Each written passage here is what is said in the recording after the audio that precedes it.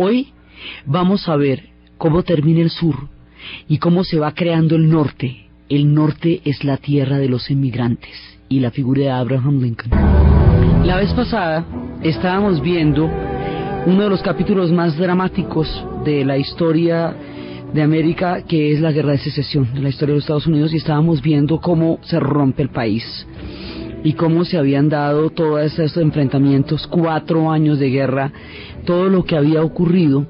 Y dentro de esto estábamos viendo una figura que va a tener una talla colosal. Es la figura de Abraham Lincoln. Este hombre, junto con George Washington, van a ser los dos referentes fundamentales del mundo, del imaginario histórico de los Estados Unidos. ¿Por qué? Porque resulta que George Washington primero fue el que mantuvo la cohesión, en el sentido en que él dio la idea de no tomarse el poder, de no eternizarse en el poder, de no utilizar su carisma y su papel en la historia para convertirse en un tirano. Y ahí dejó un precedente importantísimo. Tenía todas las condiciones, como lo vimos en su momento, y no lo hizo. Abraham Lincoln va a ser el hombre que impide que los Estados Unidos se fragmente y se vuelva un poco en naciones, y hace que el proyecto continúe aún con una guerra tan terrible como la Guerra de Secesión. Y ese es el chiste del hombre. Entonces, el asunto es que habíamos visto cómo Abraham Lincoln había dicho que el problema de la esclavitud era un problema moral, que no era un problema económico y no era un problema legal, que el hecho de que el famoso caso de Scott, que habiendo permanecido como esclavo al mando de un hombre que estuvo en el norte, reclamaba ser libre por el tiempo que pasó en el norte, y la corte ante la cual él presentó la reclamación y la demanda dijeron que él, como no era ciudadano ni nada porque era negro, no tenía ni siquiera derecho a una reclamación. Y a partir de este caso empieza a darse todo el debate del tema moral. O sea, ya venía desde muchas vertientes, pero este caso lo pone en el marco entre lo legal y lo moral. Entonces, Abraham Lincoln en primera instancia es el que plantea el tema ético de la esclavitud en términos políticos también, porque el tema religioso lo estaban dando los cuáqueros. Habíamos visto cómo el segundo despertar pone este terreno en el sentido de la conciencia humana, y cómo en el momento en que Abraham Lincoln es elegido presidente, los demócratas del sur, los demócratas tienen una gran mayoría en el sur de los Estados Unidos, y Lincoln va a ser republicano. Entonces los demócratas son los que llevaban toda la línea de la autonomía en la medida de lo posible, y que las enmiendas quedaran claras y que el sur tuviera autonomía, y Lincoln está montado en el tema de la unión. Entonces los demócratas están divididos. Lincoln va a subir al poder, y cuando sube al poder es que, como habíamos visto, que unos de ellos empiezan ya, digamos, a plantear el conflicto, porque dicen que se retiran de ahí, dicen que aquí ya no va a haber una conciliación con ellos. Habíamos visto cómo empezaba la guerra y cómo ya, digamos, cómo Lincoln mantiene todo el tiempo la idea de la unión. Él dice que la unión es que no se pueden independizar. Los sureños habíamos dicho que se querían independizar para mantener la esclavitud, y el norte dice no, ustedes no se pueden independizar y no pueden mantener la esclavitud. Ninguna de las dos pueden hacer, porque ni vamos a tolerar la esclavitud ni vamos a permitir que se independicen, porque si ustedes se independizan se rompe la unión, y la unión es el proyecto, no a cualquier costo, no al costo de la esclavitud, pero la unión es el proyecto. Entonces Lincoln es el que mantiene la idea de que la unión es el proyecto, y él sube como presidente.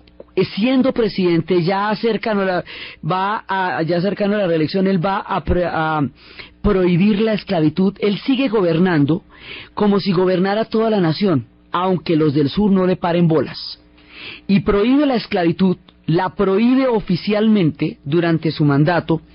Aunque los del sur no le vayan a obedecer, queda prohibida oficialmente la esclavitud en todos los Estados Unidos. Aunque en el sur no le vayan a parar bolas, de todas maneras él actúa como si estuviera gobernando para todos. Y después es que lo reeligen. ¿Por qué tenemos elecciones en la mitad de la guerra? Porque la guerra habíamos visto que era solamente en el sur, en el norte no. en el norte sigue la pujanza, en el norte sigue la industria, en el norte sigue todo el mundo que se va formando, los emigrantes, sigue habiendo elecciones, sigue habiendo de todo. En el sur es que es la guerra, y es específicamente la línea que comprende a lo largo entre Washington y Richmond, que es la capital de Virginia. Entonces en el norte pues sigue habiendo elecciones común y corriente, y van a reelegir a Abraham Lincoln para un segundo periodo en la mitad de la guerra. Entonces este personaje primero tiene la visión histórica para entender que la unión es el proyecto que puede lograr que ese sea un gran país si logra sobrepasar el escaño de esta confrontación. Segundo, él es el que, precisamente por llevar la esclavitud al terreno de la ética, llama a una mirada desde la conciencia humana, desde el espíritu y desde la igualdad de las leyes que ellos han defendido como proyecto histórico y fundacional de su país, para mostrar que la esclavitud es incompatible con esto de que todos los hombres nacen libres ante la ley y que ese es un derecho en sí mismo autorreconocido. Entonces él, digamos, lleva a la consecuencia del discurso que desde el principio se debería haber planteado, pero que si se planteaba no hubiera habido unión. Entonces el hombre tiene una serie de puntos claros en la vida. Tiene unos discursos de una profundidad, son cortos, discursos de 3-4 minutos, pero discursos de un contenido, de un significado. Él es un hombre lúcido, es un hombre grande, es un hombre que también puede entender de grandes decisiones, porque él es el que va a reclutar en los ejércitos voluntarios para responder a la agresión del sur, lo que va a empezar la guerra. Pero tiene en el momento en que la guerra se va a empezar a perder por parte del sur, él es el que va a llevar hacia una política de conciliación y de victoria. Hay un momento en que la guerra, ya hemos visto, estaba tan empantanada que había una posición que llamaban los derrotistas, que eran los demócratas, pero del norte decían, mire, ¿sabe qué? Dejamos que los del sur se separen, pero no nos matemos más porque esto está muy tenaz. Entonces decía Abraham Lincoln, no, porque si se rompe la unión aquí, perdemos todos a la final. Entonces sigamos, y es después cuando va a aparecer la figura del general Grant, que le empieza a dar las victorias, que empieza a revertir el proceso de tablas y a inclinar la balanza a favor del norte, y finalmente el general Grant, que era el que habíamos dicho que estaba acusado borracho, que es que tomaba mucho whisky, que cuando le habían dado la queja a Abraham Lincoln dijo, hágame el favor y me le da ese whisky a todo el mundo, porque si con ese whisky es que están ganando las batallas, que todo el mundo tenga. Y por eso decíamos que era el Whisky Grants. Entonces el espíritu de este hombre dice, bueno, ya estamos ganando. Entonces cuando ve a Abraham Lincoln que ya están ganando, que las victorias de Grant han cambiado el balance de la guerra, que el sur ya ha perdido mucha gente y que ya es la hora de terminar esta guerra, ya se está definiendo. Entonces él empieza a propugnar por un espíritu de reconciliación. Él es la única persona que tiene, digamos, el carisma, el peso político y la grandeza para detener ese afán de revancha y de venganza que tiene todo el norte en el Congreso, porque ya el norte está gobernando todo, los republicanos están completamente en mayoría, porque los demócratas, como estaban ligados al tema del sur y al tema de la esclavitud, han perdido todo el terreno en lo que va a ser el Congreso. Entonces van gobernando los del norte, y los del norte quieren de todas maneras aplastar al sur y quieren ponerlo de rodillas. Entonces Lincoln dice, no, mire, no, o sea, esto es una guerra entre hermanos, no se nos olvide, es una guerra terrible. Lo que tenemos es que ya definirla, terminarla y entrar a reconciliarnos y a convertirnos en un país y a darle al sur condiciones de honor, condiciones de dignidad, a tratarlos con respeto, como miembros de una misma nación, como hemos dicho toda la vida que son. Entonces, pongámonos las pilas y hagamos una paz chévere, una paz, digamos, decorosa, una paz digna para la gente del sur, porque está en juego el futuro de este país, de la manera como nosotros resolvamos esto. Y eso era lo que detenía el afán de venganza que tenía todo el norte sobre el derrotado sur. Pues ¿cómo les parece que, como a veces pasa en la historia, y esto es una tragedia, al tipo lo reeligen, el hombre ya para hacer la paz, para llevar este espíritu del que estamos hablando, que es el que le da parte de la grandeza? Este hombre es grande por la lucidez, este hombre es grande por la magnanimidad, es grande por el proyecto que tiene en la cabeza, y es grande por los planes que tenía para su nación. Cuando al hombre lo reeligen, se va a ir a un teatro, y en el teatro lo van a asesinar. Y lo van a asesinar, y esto es de una gravedad. Después en su momento veremos que hay cualquier cantidad de coincidencias mágicas, históricas y míticas entre el asesinato de Abraham Lincoln y el asesinato de John F. Kennedy. En su momento, cuando suceda, figuras icónicas, figuras que dieron un contenido impresionante a lo que era el papel que ellos tenían ante sí mismos. Es por Abraham Lincoln que eso no va a partir, porque como estaban depolarizadas las cargas, si el hombre no hubiera tenido el proyecto de la unión permanentemente como una prioridad en la cabeza, esto se parte. Había muchas posiciones encontradas que llevaban hacia la ruptura. Sí, los que decían déjenlos ir, los que había toda clase de posiciones, pero él dijo no, la unión es lo importante. Es este hombre el que hace que de esta guerra salga un país y no 4 o 5, sí, porque eso hubiera podido pasar, se hubieran podido disolver, se hubieran podido convertir en otro poco de países o en 2 países diferentes, y hubieran tenido una historia totalmente distinta a la que han tenido. Eso sigue ahí y sigue pegado, porque este man estaba en la que tocaba cuando era en la jugada. De ahí la grandeza. Por eso es un personaje tan icónico, por eso es tan valioso para el imaginario de los Estados Unidos, porque el hombre es el que mantiene la nación unida. Pero la tragedia está en que después del asesinato, cuando lo matan a él, la magnanimidad, la decencia, el decoro, el respeto por la gente del sur que ha perdido la guerra y que ha tenido una pérdida inmensa, ya nadie lo hace valer. El que viene de vicepresidente no tiene la talla de este man, y la bancada del Congreso lo que quiere es vengarse del sur. Entonces, en lugar de darse una paz con unas condiciones favorables para la gente del sur, con unas condiciones que ya iban hacia la reconciliación, se va a dar una paz con venganza, con ocupación, con pillaje, con saqueo, con humillación, una paz a lo mal. Y las guerras mal terminadas o generan nuevas guerras o son el origen de profundos conflictos. Entonces, esta paz hecha sin la presencia, sin el espíritu, sin la guía de Abraham Lincoln, se va a convertir en una sumisión a la gente del sur frente a la del norte. Esa es la diferencia. Eso fue lo que cambió con el asesinato de este hombre. Por eso es una tragedia. Cuando matan a un personaje de estos, que es capaz de concebir las reconciliaciones y las uniones, los proyectos quedan cortados y se van por la vía del lado oscuro de la fuerza, que es más o menos lo que va a pasar.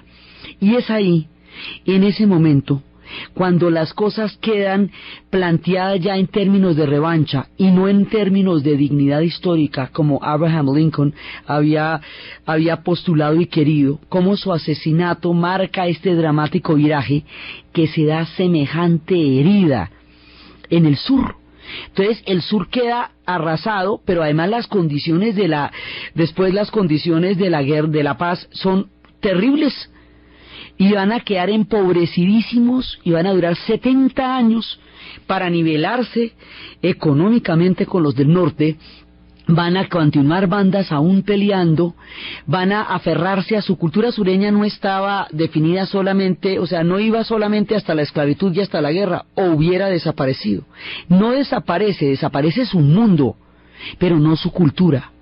La manera como ellos se aferraban a sus lealtades, a sus jerarquías, a esa manera tan particular como el sur ve la vida, va a continuar y se va a fortalecer porque se sienten víctimas. Ellos se sienten, digamos, unidos por un fracaso, por un sueño roto, por un proyecto fallido que no pudo llegar a desarrollarse más cuando más próspero era, porque cuando estalla la guerra los del sur lo que estaban era en la jugada, y cuando acaba la guerra ya no tienen nada. Ahí es donde está la herida, y el asesinato de Lincoln hizo la diferencia entre una conciliación o una profunda herida. Y esa profunda herida es la que le digo que se la van a cobrar a los miembros de la comunidad negra, porque los miembros de la comunidad negra van a quedar en entera libertad de ser tratados como peones, de ser linchados, las leyes de linchamiento se van a institucionalizar, de ser segregados, de ser discriminados.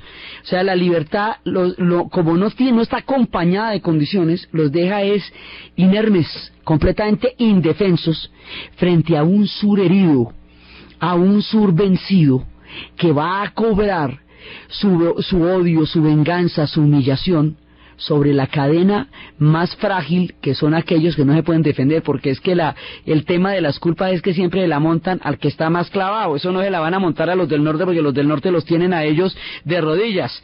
Se la van a montar a la comunidad negra, que no tiene condiciones para defenderse de semejante cobro, de semejante factura que le van a pasar a ellos. Entonces, la muerte de Abraham Lincoln lleva la sombra de la tragedia, y muchas generaciones tendrán que pasar antes de que esta herida se empiece a cerrar y antes de que se reconozcan como parte de un país con unas particularidades específicas de su cultura, pero como parte de su país psíquicamente, ¿me entiende? Ellos siempre van a sentir, durante mucho tiempo van a sentir que ellos quedaron ahí muy, digamos, muy en contra de su voluntad y en contra de todo lo que pasó. Y siempre la cultura del sur va a ser diferente. Ya los tiempos han pasado, pero para sanar esta herida para mucho tiempo, y de todas maneras quedó un sur distinto, un sur que muchas veces fue rebelde, porque la gente continuaba en armas, a pesar de que la guerra ya había terminado, que habíamos dicho que eso era una de las temáticas de las películas de vaqueros. Y eso, durante este tiempo de la guerra, sucede una historia absolutamente increíble. Es una historia de unos hermanos siameses. Se les llama siameses porque Chang y Eng nacieron en Tailandia, que en aquella época se llamaba Siam, el reino de Siam. De acuerdo con las leyes de la época, ellos estaban unidos por el estómago. De acuerdo con las leyes de la época, cuando alguien salía con un fenómeno de esos, lo mataban si era que sobrevivía. El soberano los indultó de la pena de muerte, y cuando tenían solo 6 años de edad empezaron a ser explotados como una deformidad para los circos. Después, en 1825, un promotor se los llevó para Estados Unidos y para América, y empezó a recorrer el mundo con ellos en las ferias, enjaulados como animales de circo, hasta que lograron obtener su libertad. Y eran dos personalidades muy diferentes. Chang era borrachín y pendenciero, y Eng era un tipo refinado y culto que le gustaba mucho leer a Shakespeare. La idea es que ellos crecieron y vivieron toda clase de cosas terribles y lo superaron, y durante el tiempo de la guerra de secesión, cuando en el norte la vida continúa, eso sí sigue formando, sigue llegando gente. En esa época, estos dos siameses, en plena guerra civil, se van a casar. Cada uno se casa y van a tener 22 hijos y van a formar una leyenda, y van a ser de ahí en adelante, van a lograr crear una familia, tener hijos y tener esposas y tener un montón de hijos siendo siameses. De ahí viene la palabra siamés, el concepto de alguien que nacen, de dos hermanos que nacen unidos por alguna parte del cuerpo. Y son historias asombrosas que estaban pasando en el norte, mientras en el sur se despedazaban. En el norte la cosa continuaba común y corriente, y fue ahí cuando llegó la historia de los hermanos que venían de Tailandia, en que, como se llamaba en esa época, el reino de Siam. Entonces, aquellos que nacen con esa particularidad se llaman siameses. Historia de la guerra de secesión. Entonces, siguen las cosas de esa manera y el sur queda en unas condiciones absolutamente desfavorables, con un imaginario muy fuerte de lo que hubieran podido haber sido y no fueron, o sea, de un paraíso perdido, de un tiempo que ya pasó, de una hidalguía y de un abolengo que ellos consideraban muy importante, que ya no pueden vivir porque están completamente empobrecidos. Su música va a ser diferente, entonces como después. Su música es una representación de toda su geografía. Cantan canciones que van al Mississippi desde aquella época hasta los tiempos futuros. Eso fue lo que pasó con el sur. Y en el norte, ¿qué pasa en el norte? En el norte pasa lo siguiente. Resulta que en el norte hay un proyecto industrial. Están llegando millones de emigrantes. Esos emigrantes que vienen de las guerras, que vienen de toda la Europa explotada y empobrecida, no quieren ser obreros en las fábricas. Ellos quieren ser libres, quieren tener su propia tierra, quieren desarrollar sus propias actividades y su propio mundo. Entonces, el proyecto agrícola va a ser ilimitado. Ya hemos visto que las naciones indias están condenadas, ¿no? Porque se ha abierto una frontera inimaginable e inagotable, en el cual a todo el mundo se le está dando la posibilidad de llegar a poblar, a crear proyectos allá. Entonces, uno de los factores que más incidió en la derrota del sur fue el factor poblacional. La gente del sur se acabó en la guerra, la gente del norte se multiplicaba exponencialmente. Entonces eso hacía que el sur se fuera encogiendo mientras el norte avanzaba y avanzaba. ¿Por qué llegan tantos emigrantes? ¿De dónde vienen? ¿Y cómo es que esos emigrantes van a constituir el núcleo de la formación de la nación americana? Vienen de una Europa que se ha llevado mucho tiempo en guerras.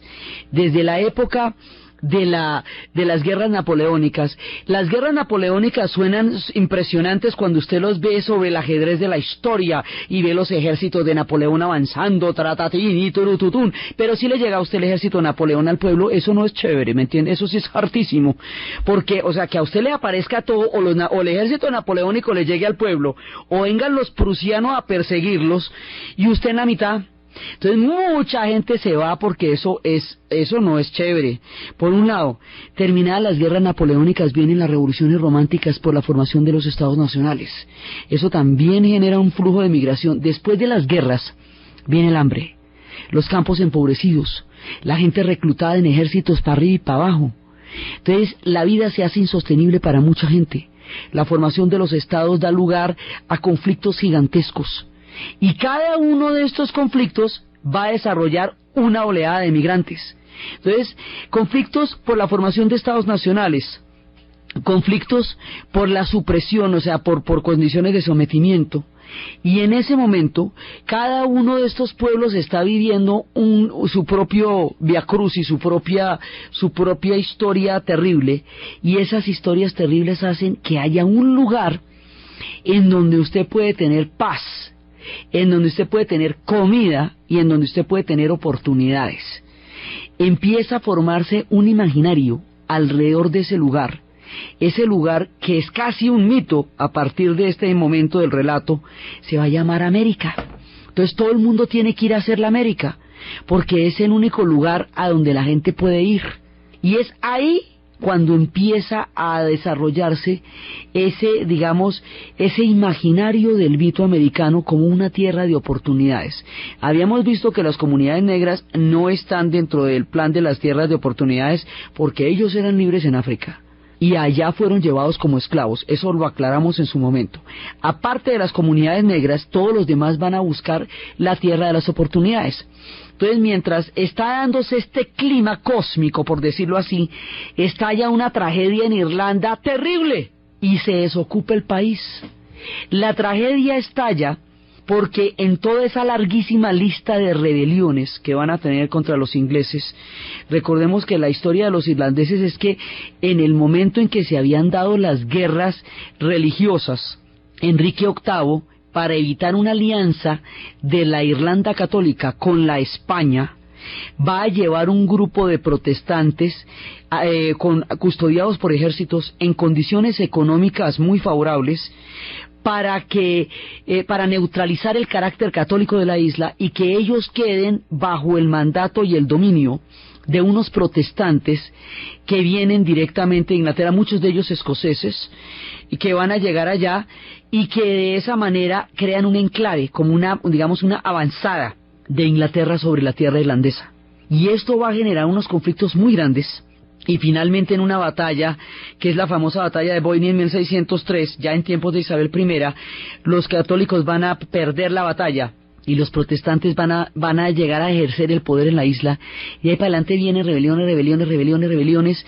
Cromwell va a hacer las cosas mucho más difíciles, va a declarar a los irlandeses ilegales, a los católicos en su propia isla, entonces eso se va a volver muy complicado, y las cosas se han ido poniendo más y más ásperas, hasta que llega una cosa que va a ser insuperable para ellos, y es el momento en que la cosecha de patata se va a podrir por un hongo, y la cosecha, cuando se va a podrir toda, va a generar el hambre, pero el hambre es el hambre, la hambruna más impresionante. ¿Por qué? Porque es que resulta que la leche, los huevos, la carne, todo eso lo tenían que exportar para Inglaterra. Ellos solamente podían consumir la patata. Eran condiciones coloniales terribles las que tenían los irlandeses en su momento. Así que cuando la patata se pudre, Irlanda muere de hambre. Y cuando Irlanda se muere de hambre, esto lo llaman ellos la hambruna, the famine, y es una de las cosas más miedosas. Inglaterra se queda mirándola morir de hambre. Y al mirarla morir de hambre, y al ver que Europa no la ayuda, que nadie le da la mano, que en las aldeas escogen el que aún puede caminar para que vaya a la aldea de al lado a pedir ayuda, solo para encontrarse que en la aldea de al lado también se están muriendo de hambre. Y esto va a generar una tragedia demográfica, va a morir muchísima gente de física hambre, y además los que quedan, los que se pueden mover, se van. Irlanda tenía 8,5 millones de habitantes cuando empezó la hambruna. Cuando ya termina este capítulo, 4,5 emigraron, 4,5 millones de irlandeses. De los 8 que había, se van para los Estados Unidos y otros van para Australia, pero fundamentalmente para los Estados Unidos. Los de Australia además los habían ido llevando como prisioneros a la prisión de Nueva Gales del Sur. Entonces van a llegar a los Estados Unidos millones. Los barcos empiezan a bajar de precio. Los pasajes para ir a la América se van haciendo cada vez más accesibles. Europa expulsa a su gente. La vida no es viable en el lugar donde nacieron. Se tienen que ir. ¿Qué buscaban los emigrantes que se montaron en esos barcos y llegaron a la isla Ellis? Lo mismo que buscan los emigrantes que hoy salen de todas partes de la tierra: comida, paz, tranquilidad. ¿De qué huían? De lo mismo que huyen hoy los emigrantes, de la guerra y del hambre. Solo que en ese momento había una política de frontera abierta, y ahora hay una frontera de muros altos. Hay una frontera de papeles, muros de papeles y de alambradas. Impiden que los emigrantes de hoy tengan el derecho a buscar una vida mejor, que sí tuvieron todos ellos durante el siglo XIX. Salen en los barcos en millones los irlandeses huyendo del hambre. ¿Cómo llegan los irlandeses? Con una mano adelante y la otra atrás. Mire, es tal el hambre, es tan tenaz lo que les pasa, que a veces ni siquiera llegan a los puertos y ni siquiera tienen con qué pagar el ferry para pasar a tierra firme. O sea, se bajan en los puertos en Boston y luego de ahí hay que coger un ferry para entrar al continente, ya, ¿no? No tenían ni para eso. O sea, se bajan de los barcos y quedan tirados ahí, en el puerto, sin zapatos, ¿me entienden? Muertos de hambre, a ver qué pasa. No tienen nada que perder. O sea, todo lo han perdido. El hambre los sacó de allá. Y empiezan a llegar así oleadas. Estos irlandeses van a ser importantísimos en la formación del imaginario histórico de los Estados Unidos. Y aquí se empieza a dar una cosa que ellos llaman the melting pot, que es una especie, se traduciría como el caldero, donde se van fusionando todos los pueblos y las identidades. Entonces, estos irlandeses son importantísimos en toda la historia. Incluso en la guerra de secesión hubo irlandeses peleando por el norte, que los del sur decían, pero ¿cómo que los irlandeses van a pelear por el norte si ellos son rebeldes también? Pero ajá, ellos son rebeldes pero no esclavistas, eso sí, mejor dicho, no, porque pues la tienen muy dura también de donde vienen. Entonces los irlandeses van a ser importantísimos. Y van huyendo de todos lados, gente que va viniendo de todas partes.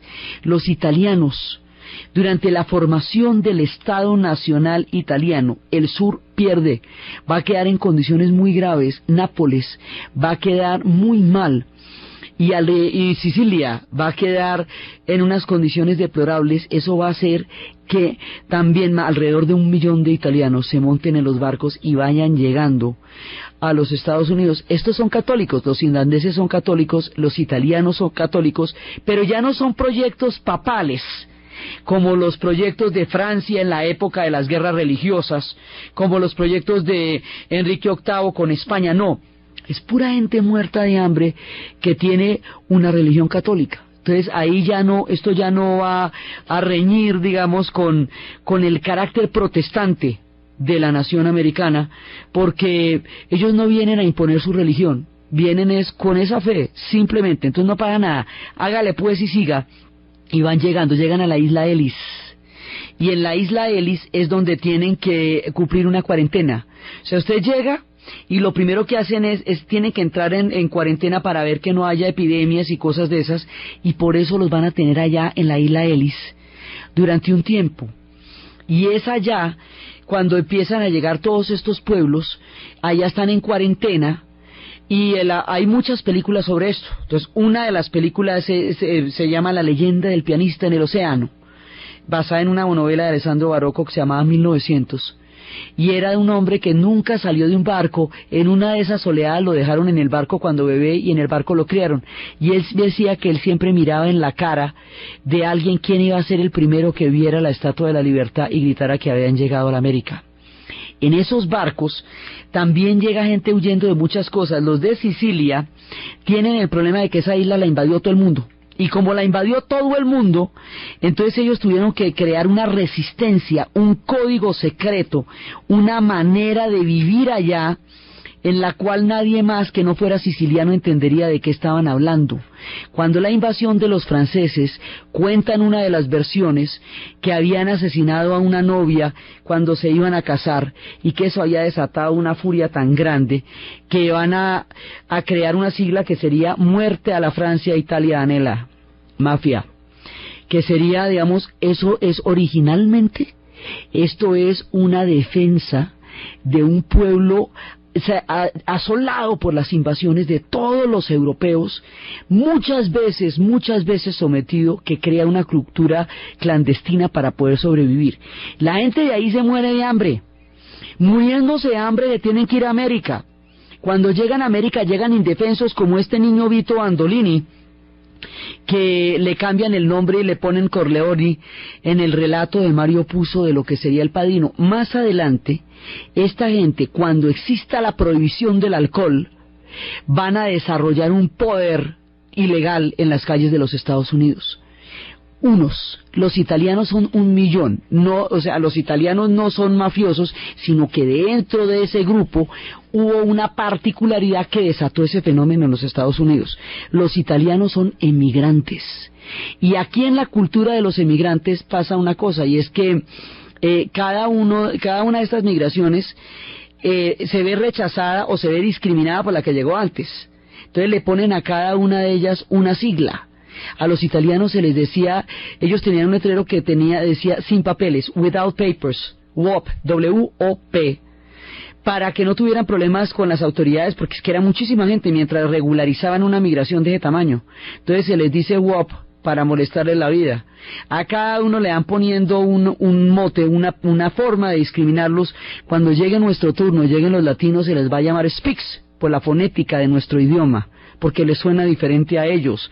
Sí, y así tienen una manerita de decirse en los bares como para agarrarse a golpes, porque es una forma de discriminación. Digamos, esto no es un proceso transparente, eso es difícil. Lo van a lograr y van a ser un país de ahí, pero no va a ser fácil. Los italianos llegan en unas condiciones paupérrimas, y en esas condiciones llega un poco de gente asolada de las invasiones, y ahí es cuando nos cuentan en El Padrino segunda parte, que es lo que interpreta Robert De Niro, cómo era la llegada de estos italianos a la isla Ellis y luego a la entrada. Los italianos son muchísimos y de ahí van a surgir actores importantísimos que ya van a ser italoamericanos. De ahí más adelante va a surgir gente de la talla de Robert De Niro, de Al Pacino, de Joe Bellucci, Danny Aiello. O sea, una parte fundamental de los actores son de origen italoamericano y van a aportar muchas cosas a la nación americana, entre otras cosas la comida. O sea, eso va a ser ya un rasgo fundamental.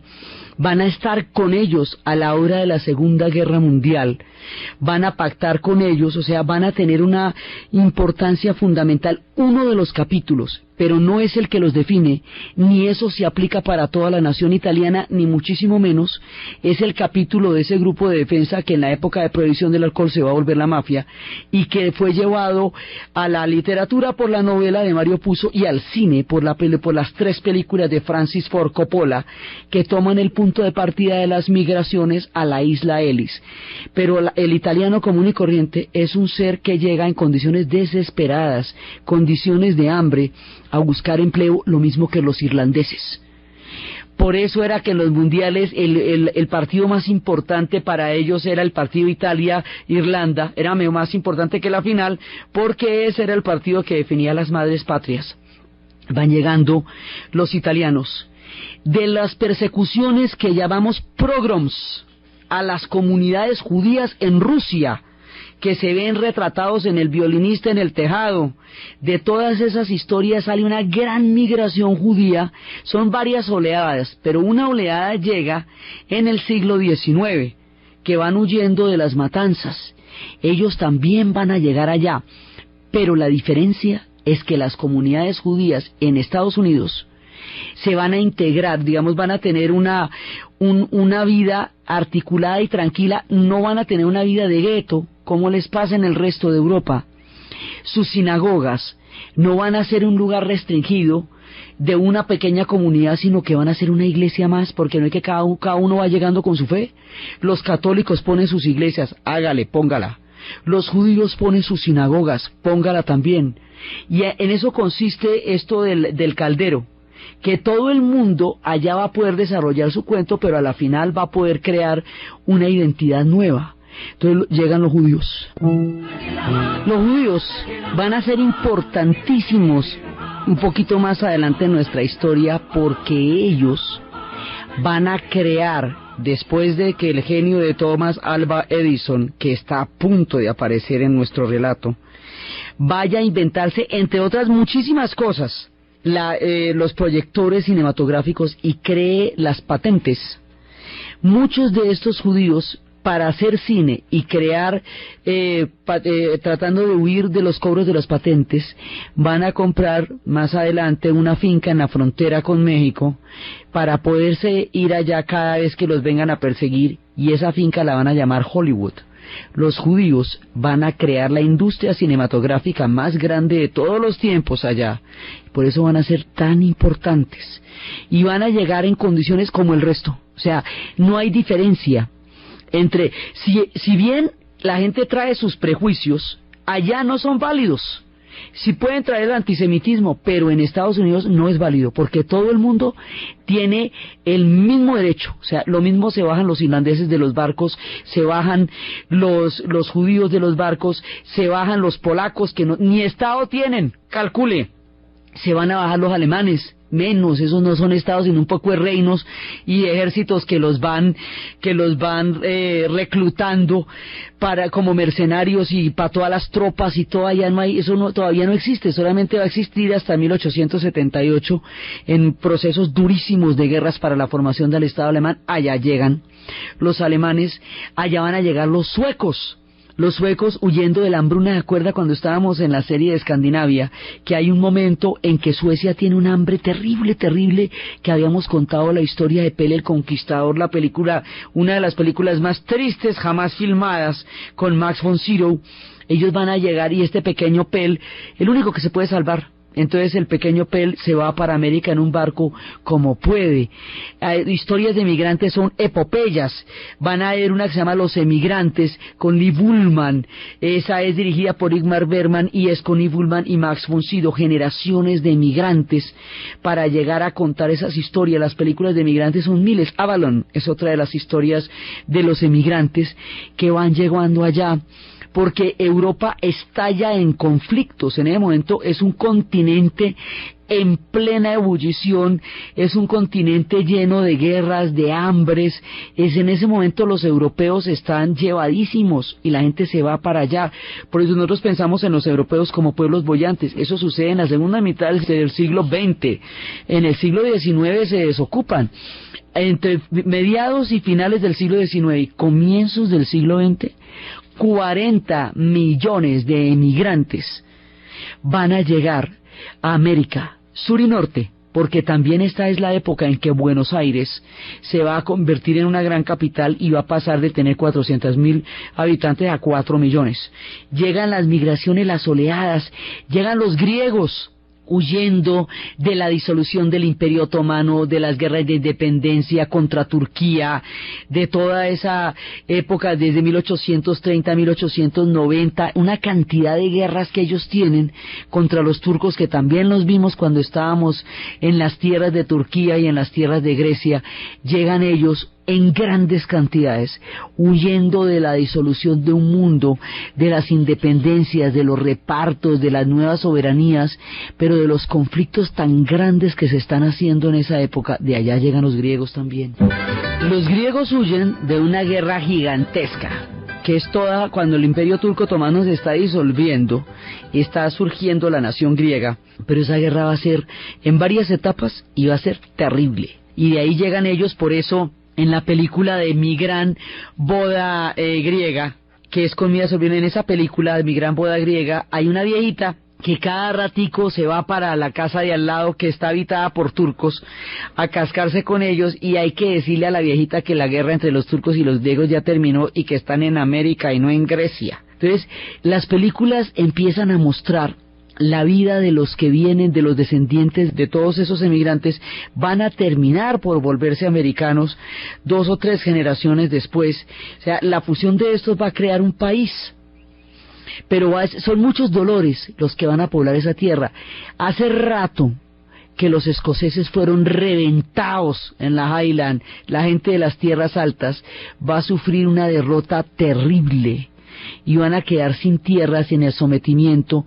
Eso había sucedido desde tiempo atrás, pero una gran migración escocesa va a llegar allá durante un larguísimo periodo de tiempo. Los irlandeses son los que tienen los apellidos que empiezan por la O y un apóstrofe, O'Donnell, O'Connelly, O'Meara, ¿sí? Mientras que los escoceses son los que tienen la M y la C, McIntyre, McKillott, McDonald's, todos ellos son escoceses y van a formar también una parte importante de toda esta olla, de todo este caldero que se está revolviendo para formar una nación que es la fusión de todos los emigrantes. Llegan los escoceses.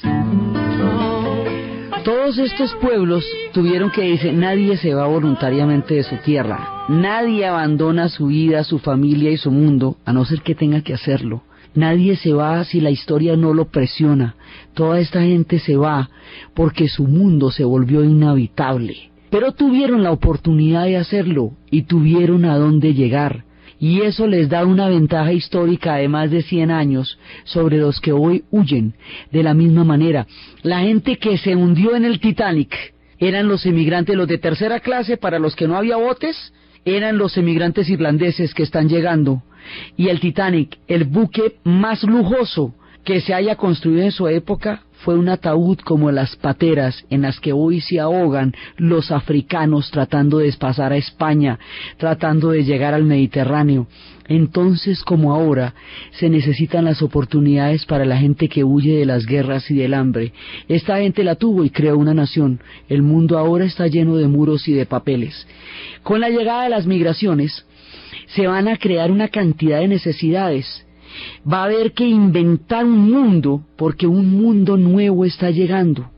Esto de inventar un mundo y las otras oleadas de migraciones que van a llegar van a dar un carácter al norte que eventualmente va a tomar toda la nación y va a llevar a un nuevo ciclo completamente diferente que se llama el ciclo de los empresarios inventores.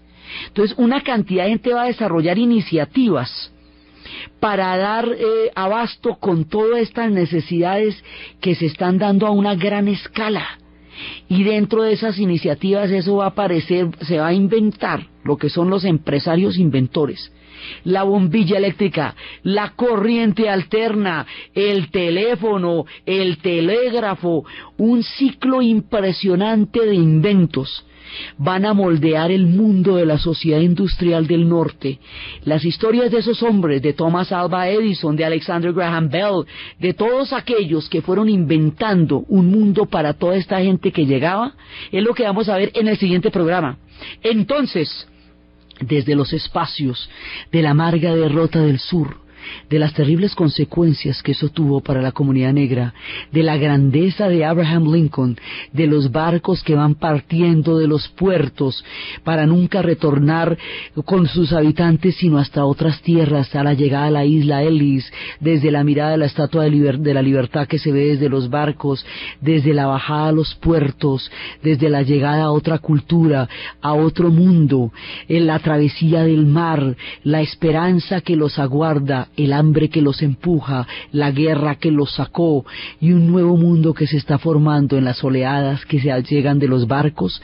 En la narración, Diana Uribe, en la producción, Jessy Rodríguez, y para ustedes feliz fin de semana.